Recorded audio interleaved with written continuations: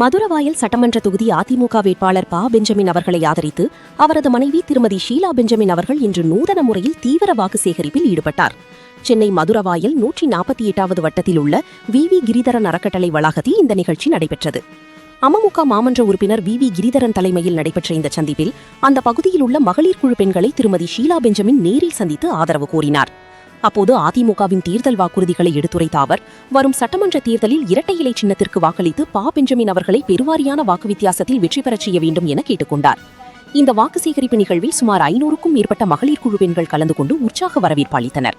இதில் திருவள்ளூர் மத்திய மாவட்ட மகளிர் அணி செயலாளர் யாமினி இளையராஜா, அமமுக நிர்வாகிகள் மற்றும் கட்சி தொண்டர்கள் என பலர் கலந்து கொண்டனர். தேர்தல் களம் சூடுபிடித்துள்ள நிலையில் மதுரவாயல் பகுதியில் திருமதி ஷீலா பெஞ்சமின் மேற்கொண்டு வரும் இந்த தீவிர பிரச்சாரம் தொண்டர்களிடையே பெரும் உற்சாகத்தை ஏற்படுத்தியுள்ளது.